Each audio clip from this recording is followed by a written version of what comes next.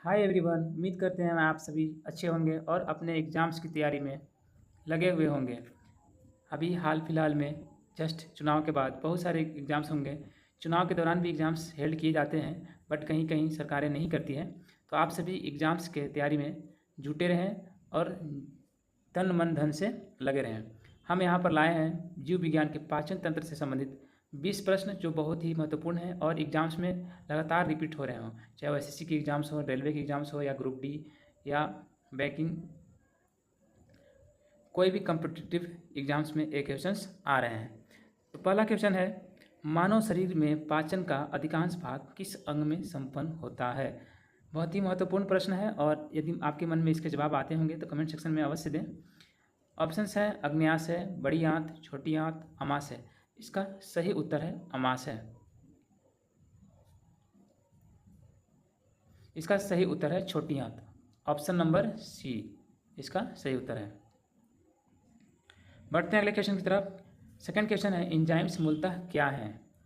Enzymes जो हमारे भोजन के पाचन में सहायता करते हैं, तो ये एक्चुअल में होते क्या हैं। वसा होते हैं, प्रोटीन होते हैं, शर्करा होते हैं या विटामिन होते हैं। इसका सही उत्तर है प्रोटीन, ऑप्शन नंबर बी। अगला क्वेश्चन है, मनुष्य के मुख गुहा में निम्न में से किसका पाचन प्रारंभ होता है।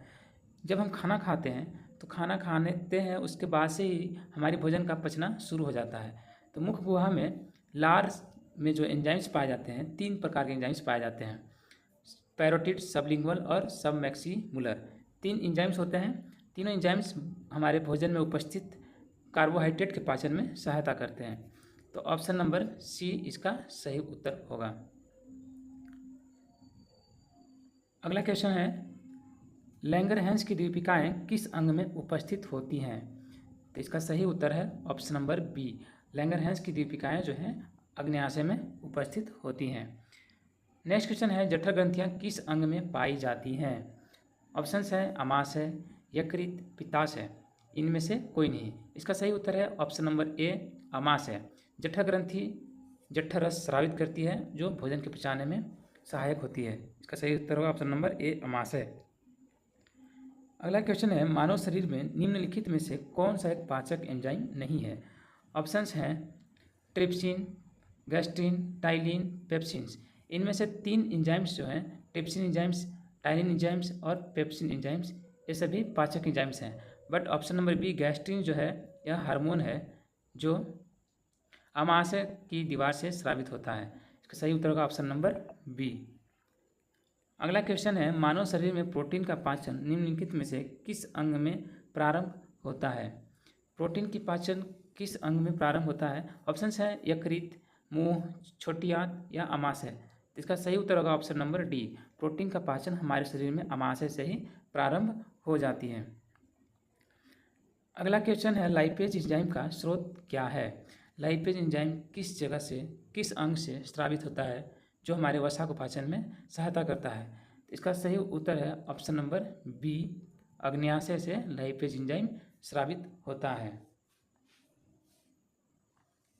बढ़ते हैं अगले क्वेश्चन की तरफ। अगला क्वेश्चन है, मानव शरीर में सबसे बड़ी ग्रंथि कौन सी होती है। यह बहुत ही इंपॉर्टेंट क्वेश्चन है और बहुत एग्जाम्स में आई हुई है क्वेश्चंस। लगभग हर एग्जाम्स में बायोलॉजी के पेपर्स में आ ही जाती है, यह क्वेश्चंस देखने को मिल जाता है। इसका सही उत्तर होगा ऑप्शन नंबर ए, सबसे बड़ी ग्रंथि है जो है यकृत है। अगला क्वेश्चन है क्वेश्चन नंबर 10, यकृत एवं मांसपेशियों में ऊर्जा जमा होती है।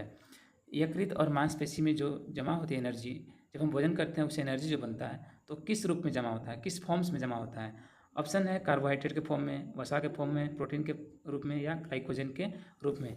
इसका सही उत्तर होगा ग्लाइकोजन के रूप में, ऑप्शन नंबर डी। बढ़ते अगले क्वेश्चन की तरफ। क्वेश्चन नंबर 11 है, शरीर में अतिरिक्त ग्लूकोज ग्लाइकोजन में परिवर्तित होकर भंडारित रहता है। सेम क्वेश्चन है जैसा प्रीवियस क्वेश्चन था। तो इसका सही उत्तर क्या होगा, ऑप्शन नंबर बी, यकृत में। ग्लूकोज जो है, अतिरिक्त ग्लूकोज जो भंडारित होता है वो ग्लाइकोजन के फॉर्म में यकृत में रहता है। अगला क्वेश्चन है, शरीर के किस भाग में पित्त का निर्माण होता है। इसका सही उत्तर है ऑप्शन नंबर ए, यकृत। यकृत में ही पित्त का निर्माण होता है और यह स्टोर होता है पित्ताशय में, जहाँ पर यह संग्रहित रहता है। बढ़ते हैं अगले क्वेश्चन की तरफ। क्वेश्चन नंबर 13 है, पित्ताशय में उपस्थित पत्थर निम्न में से किसका पाचन प्रभावित करता है। पित्ताशय में यदि पत्थर हो जाती है तो किसका पाचन प्रभावित करता है। इसका सही उत्तर होगा ऑप्शन नंबर बी, यह वसा का पाचन प्रभावित करने लगता है। बढ़ते हैं अगले क्वेश्चन की तरफ। क्वेश्चन नंबर 14 है, निम्न में से कौन सा एंजाइम प्रोटीन को अमीनो एसिड में तोड़ता है। एंजाइम्स हैं पेप्सिन्स, लैक्टेज, यूरिएज, जाइमेज। इसका सही उत्तर होगा ऑप्शन नंबर ए, पेप्सिन्स। यह पेप्टोन को एमिनो एसिड में तोड़ देता है। पेप्सिन एंजाइम पेप्टोन को एमिनो एसिड में तोड़ देता है। इसका सही उत्तर होगा ऑप्शन नंबर ए। अगला क्वेश्चन है, स्टार्च को जल अपघटन से ग्लूकोज बनाने वाला एंजाइम कौन सा है। ऑप्शंस हैं इन्वर्टेज, अमाइलेज, डिहाइड्रोजिनेज या इनहाइड्रेज। इसका सही उत्तर होगा option number B, amylase enzyme जो है स्टार्च को जल अपघटन से, इट मीन्स हाइड्रोलाइसिस से ग्लूकोज बनाने वाला एंजाइम है। अगला क्वेश्चन है 16, निम्न में से कौन सा लार की सहायता से पच जाता है। इसका सही उत्तर है, और बहुत ही आसान क्वेश्चन है, ऑप्शन नंबर बी, स्टार्च लार की सहायता से पच जाता है। आप सभी जानते हैं स्टार्च में 3 प्रकार के ग्रंथियां पाई जाती हैं, जो होती है पैरोटिड, सबलिंगुअल और सबमैक्सिमुलर। ये 3 लार ग्रंथियां हैं जो एंजाइम्स जो लार में पाई जाती हैं और भोजन के पाचन में सहायता करती हैं। अगला क्वेश्चन है, निम्न में से कौन सा एंजाइम ग्लूकोज को इथेनॉल में परिवर्तित करने को प्रेरित करता है। ऑप्शंस हैं जाइमेज, इन्वर्टेज, माल्टेज या डाइस्टेज। इसका सही उत्तर है option number A, जाइमेज enzyme glucose के इथेनॉल में परिवर्तित करने को प्रेरित करता है। इथेनॉल का सूत्र आप सभी जानते हैं, C2H5OH। यह जाइमेज एंजाइम ग्लूकोज को एथेनॉल में परिवर्तित करता है। क्वेश्चन नंबर 18 है, जठर रस किसका मिश्रण होता है। ऑप्शन है HCl, hydrochloric acid, mucus, pepsinogen, prorennin. इसका सही उत्तर होगा, ये सभी ऑप्शंस इसके सही उत्तर हैं। जठर रस जो होता है इन सभी का मिश्रण होता है। इसका सभी उत्तर सभी होंगे, सभी ऑप्शन इसका सही उत्तर हैं। क्वेश्चन नंबर 19 है, अमाशय में अंशतः पाचित भोजन जो छोटी आंत में प्रवेश करता है क्या कहलाता है। हम जो भी भोजन करते हैं वो सबसे पहले अमाशय में जाता है, वहाँ के बाद यह कुछ जठरस मिल जाती है, तो कुछ पचने के बाद यह छोटी आंत की ओर बढ़ती है। तो अमाशय से जस्ट छोटी आंत में को बढ़ने वाली होती है, तो जो भोजन कहलाता है उस टाइम जो पाचित अंशतः पाचित भोजन हुई उसको काइम बोला जाता है। इसका सही उत्तर है option number B. Question number 20 है, भोजन को निगलते समय श्वसन नली में जाने से कौन रोकता है। हम जब भी भोजन करते हैं तो साथ साथ हम सांस नहीं ले सकते हैं, या तो सांस ले सकते हैं या फिर भोजन कर सकते हैं। जब भोजन करते हैं तो सांस की नली बंद कर दी जाती है। सांस की नली बंद करने वाली जो यंत्र होती है उसको एपिग्लोटिस बोलते हैं। एपिग्लोटिस हमारी सांस की नली को बंद कर देती है, इस प्रकार हमारा भोजन ग्रास नली से अमाशय में प्रवेश करता है। यदि कभी कभी एपिग्लोटिस बंद नहीं हो पाती है, कहीं हम लोग का खाने समय ध्यान कहीं और आता है, तो उस टाइम इसमें जब भोजन के दाने जाते हैं श्वास नली में तो ज़ोर से छींक आती है, जिससे इससे साफ हो जाता है। इसलिए हमें खाते समय पूरे ध्यान लगाकर खाना चाहिए, मन से खाना चाहिए।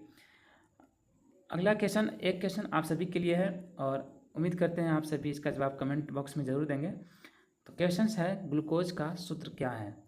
यहाँ पर फार्मूला पूछा जा रहा है, ग्लूकोज का फार्मूला क्या होगा। आप सभी इसका जवाब कमेंट बॉक्स में ज़रूर दें। उम्मीद करते हैं आप सभी को यह प्रश्न बहुत ही अच्छे लगे होंगे। आप अपनी तैयारी करते रहें। मिलते हैं अगले वीडियो में, तब तक के लिए धन्यवाद।